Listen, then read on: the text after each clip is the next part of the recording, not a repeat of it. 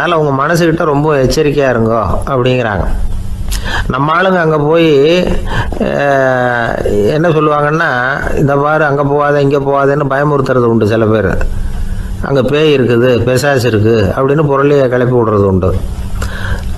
இருட்டு நேரம் காட்டு வழியாக ஒருத்தன் போய்கிட்டு இருக்கிறான்.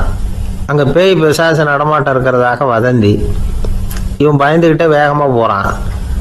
காடு முடிஞ்சு மெயின் ரோட்டுக்கு வந்து சேர்ந்தான். அப்பாடா, ஒரு பஸ்ஸு நின்றுட்டு இருக்கு தனியாக. இருட்டில் லேசாக தெரிஞ்சுது. ஓடி போய் ஏறி உள்ளே உட்காந்துக்கிட்டான். பயந்துக்கிட்டே போனவன் அப்புறம் தான் தெரியுது உள்ள யாருமே இல்லை. டிரைவரும் இல்லை, கண்டக்டரும் இல்லை, வேற யாரும் இல்லை. இவனுக்கு பேய் பயம் அதிகமாக போட்டுது. ஏன்னா நடு ராத்திரி. இந்த நேரம் பார்த்து அந்த பஸ்ஸு தானே நகர ஆரம்பிச்சுதான். இவனுக்கு இன்னும் பயம் அதிகமாக போட்டுது. ஏன்னா டிரைவர் சீட்டு காலியாக இருக்குது, பஸ்ஸு நகருது. இவன் உடம்பு பூரா நடுங்க ஆரம்பிச்சுட்டுது. வீல்னு கத்தலாமான்னு பார்த்தான். அந்த நேரம் பார்த்து அவன் தோளில் ஒரு கை விழுந்துதான். திடுக்கிட்டு திரும்பி பார்த்துருக்குறான். அங்கே டிரைவர் நிற்கிறார்.